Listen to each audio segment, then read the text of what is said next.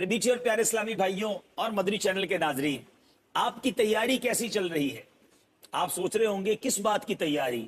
جی ہاں، شعبان المعظم کی تیاری، وہ مبارک مہینہ جس کے لیے صحابہ کرام علیہ رضوان تیاری کیا کرتے۔ کیسی تیاری کرتے؟ آئیے بتاتا ہوں۔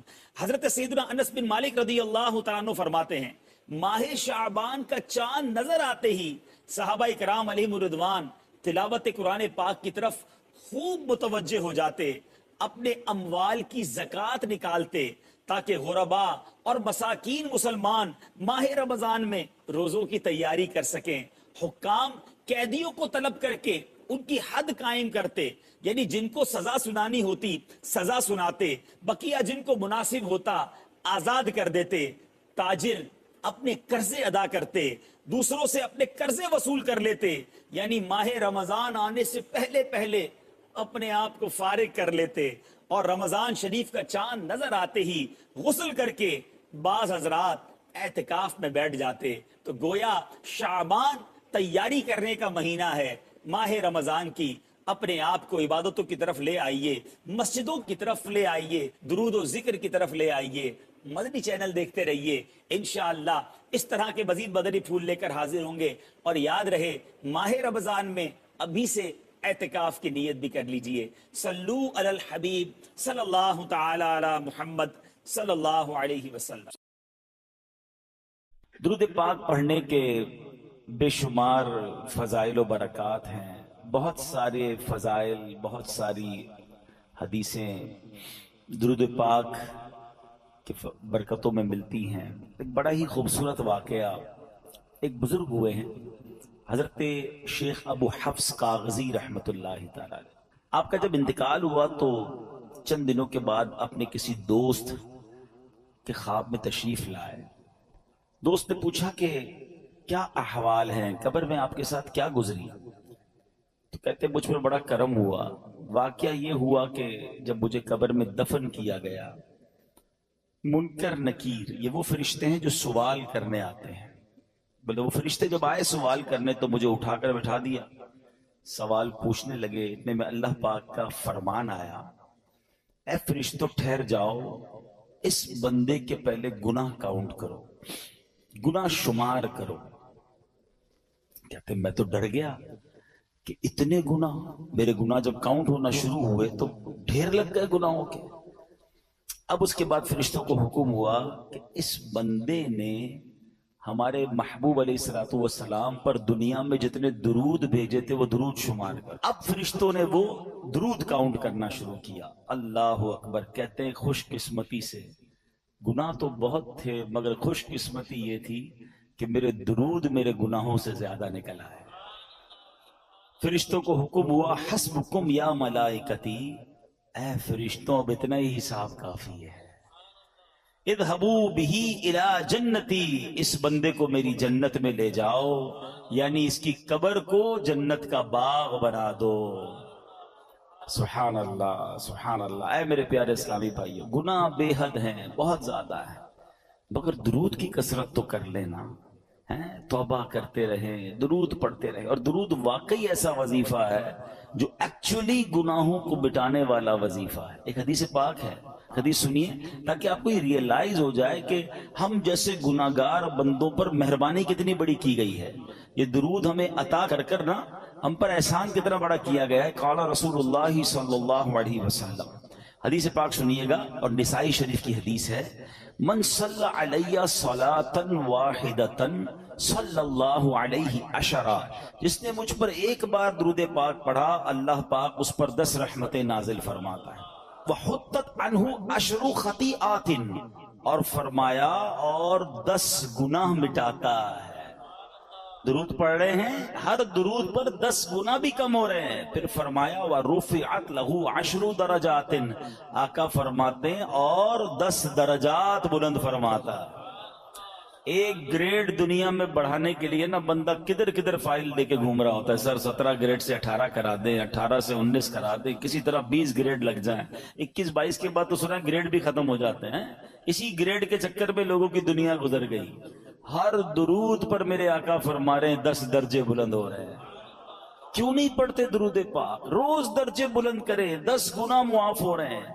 تو سبحان اللہ، وہ ہے نا، اعمال نہ دیکھے یہ دیکھا، محبوب کے کوچے کا ہے گدا۔ فرشتوں نے کیا کیا؟ اعمال نہ دیکھے یہ دیکھا، محبوب کے کوچے کا ہے گدا، مولا نے مجھے یوں بخش دیا۔ سبحان اللہ، سبحان اللہ۔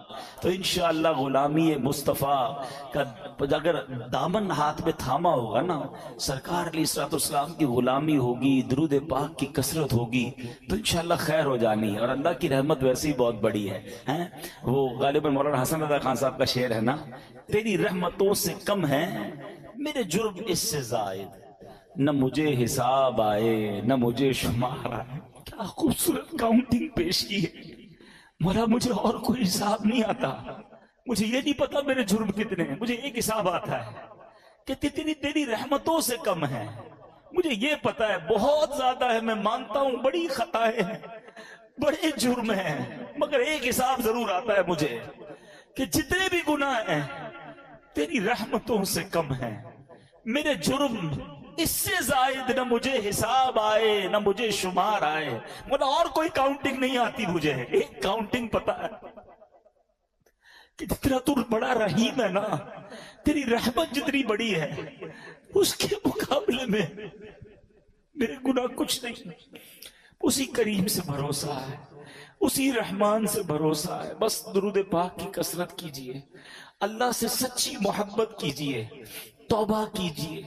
وہ بڑا کریم ہے، وہ رحمان ہے، جو کروڑوں کو بخش رہا ہے تو مجھ جیسے گناہگار کو بخشنا اس کی رحمت کے لیے کیا مشکل ہے۔ اللہ ہم سب کی بخشش فرمائے۔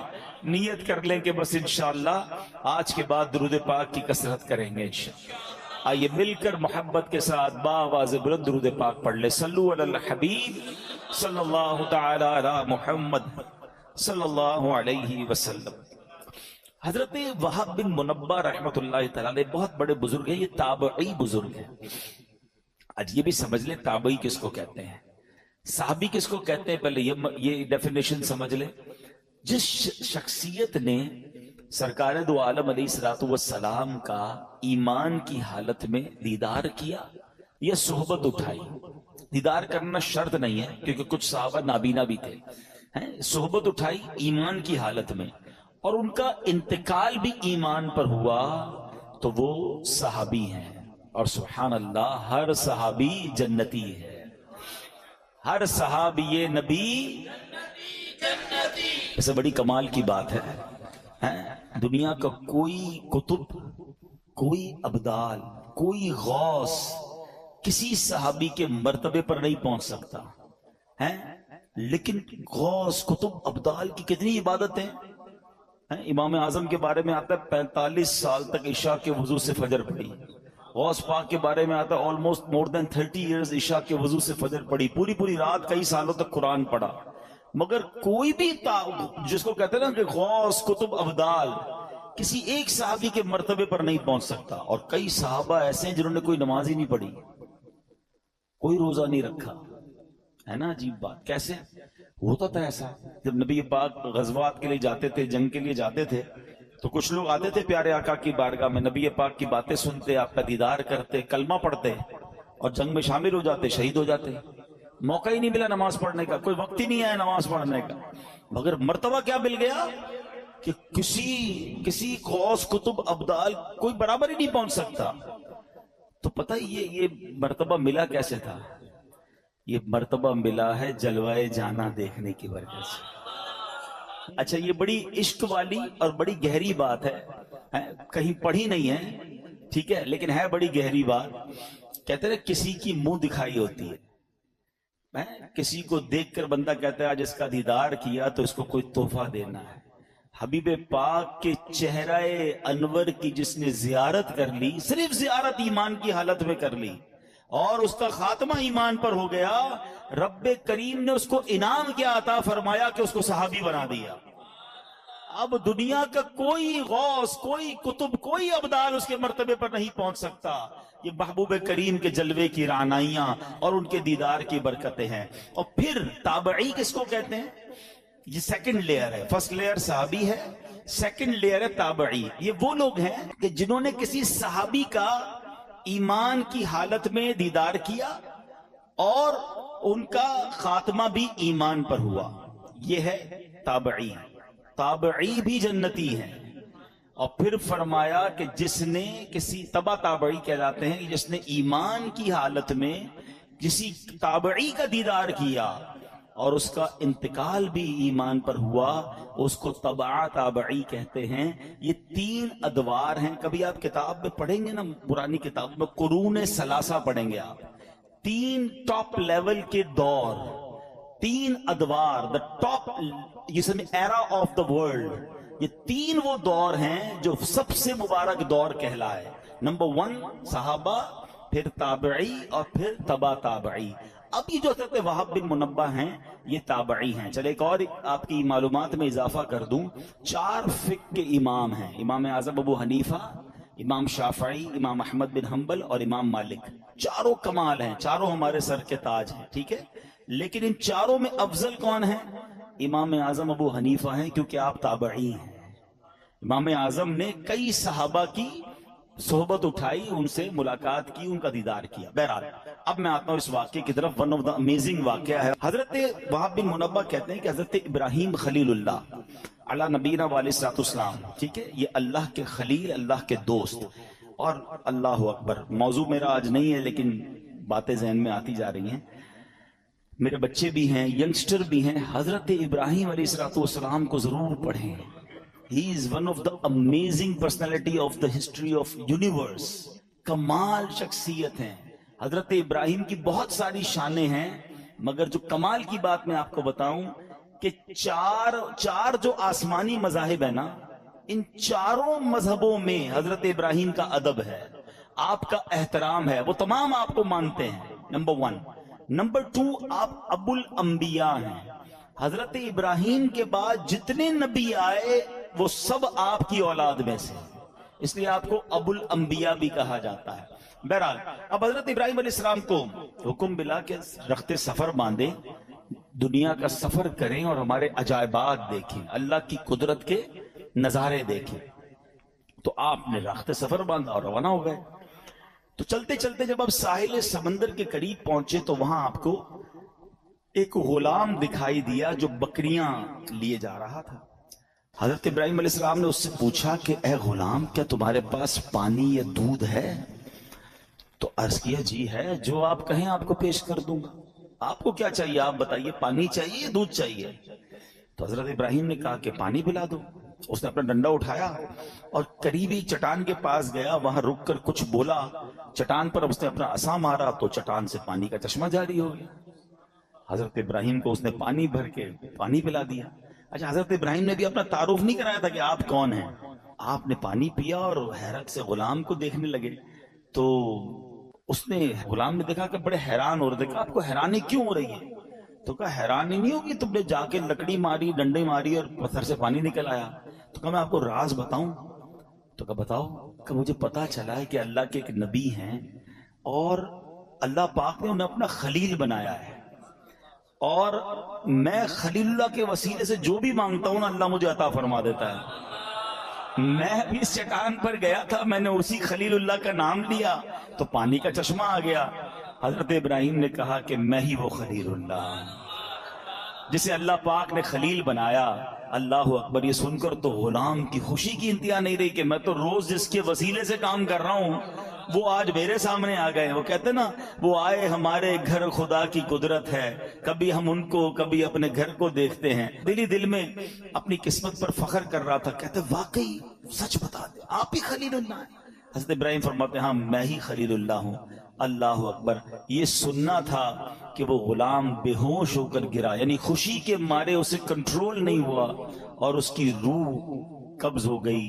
روایت میں آتا ہے اس وقت آسمان سے ایک نور اترا اور اس نور نے خوش نصیب غلام کی لاش کو ڈھانپ لیا. جب وہ نور چھٹا تو پتہ نہیں چلا وہ لاش کہاں گئی. وہ نور سے اٹھا لیا گیا یا زمین میں دفن کر دیا گیا. یہ ایک واقعہ آپ کے ساتھ ہوا.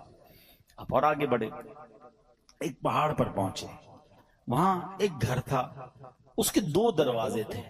آپ علیہ السلام اندر داخل ہوئے.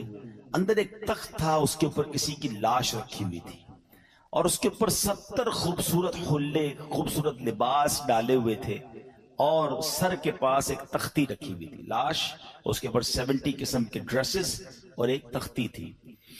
تو حضرت ابراہیم علیہ السلام نے جب اس تختی کو پڑھا تو اس پر پتہ ہے کیا لکھا تھا؟ میں شداد بن عاد ہوں، میں 1000 سال زندہ رہا، میں نے 1000 لشکروں کو شکست دی، میں نے ہی شہر ارم بنایا، مگر افسوس جب میری موت کا وقت قریب آیا تو میری ساری تدبیریں رد ہو گئی، میں نے دنیا بھر سے ڈاکٹروں کو جمع کیا، کوئی بھی میری موت کو ٹال نہ سکا، بس جس نے بھی مجھے دیکھا اب اسے دنیا کے دھوکے میں نہیں آنا چاہیے۔ اے لوگو، خود پر دنیا کے دروازے تنگ رکھو، تم اتنی بادشاہت کے مالک نہیں ہو جیسی بادشاہت کا مالک میں تھا، تم اتنا عرصہ زندہ نہیں رہے، نہ رہو گے جتنا عرصہ میں زندہ رہا، تم اتنا جمع نہیں کر سکو گے جتنا میں نے جمع کیا۔ ہاں ہاں سن لو، دنیا دھوکے باز ہے، قاتل ہے، اپنے طلبگار کے ساتھ کھیل کھیلتی رہتی ہے۔ یہ عجوبہ دیکھ کر حضرت ابراہیم علیہ السلام واپس تشریف لے آئے۔ شاعر کہتے ہیں نا، بے وفا دنیا پہ مت کر اعتبار، تو اچانک موت کا ہوگا شکار، موت آ کر ہی رہے گی یاد رکھ، جان جا کر ہی رہے گی یاد رکھ، گر جہاں میں 100 برس تو جی بھی لے، قبر میں تنہا قیامت تک رہے، جب فرشتہ موت کا چھا جائے گا پھر بچا تجھ کو نہ کوئی پائے گا، موت آئی پہلواں بھی چل دیے، خوبصورت نوجوان بھی چل دیے، دنیا میں رہ جائے گا یہ دبدبا، زور تیرا خاک میں مل جائے گا۔ 2 واقعات، اور ان دونوں واقعات میں ہمارے لیے بہت کچھ سیکھنے کو ہے۔ پہلا، خوش نصیب کیسا غلام تھا، کیسا عقیدہ تھا، کیا اللہ کے نبی سے محبت تھی، اور اس عقیدے کی برکت دیکھے کہ ان کے وسیلے سے جو مانگتا تھا اللہ عطا فرما دیتا تھا۔ ایکچولی یہ جو دعائیں ہیں نا، ان دعاؤں میں جو مین چیز ہوتی ہے نا، وہ آپ کا بلیف کا اسٹینڈرڈ کتنا ہے، لیول بلیف کیا ہے۔ اس کو محبت اتنی تھی حضرت ابراہیم سے، بھروسہ اتنا تھا اللہ پر کہ میں خلیل اللہ کا وسیلہ جب اللہ کی بارگاہ میں پیش کروں گا، اللہ میری مشکلیں ٹال دے گا، میری مصیبتیں حل کر دے گا۔ اور ایسا ہی ہوتا تھا۔ اس سے پتہ چلا کہ حضرت ابراہیم علیہ السلام کی شان بھی کیا ہے، اور اس واقعے سے یہ بھی پتہ چلا کہ اللہ والوں کا وسیلہ بارگاہ الہی میں دینے سے بعض اوقات کام ہو جاتے ہیں۔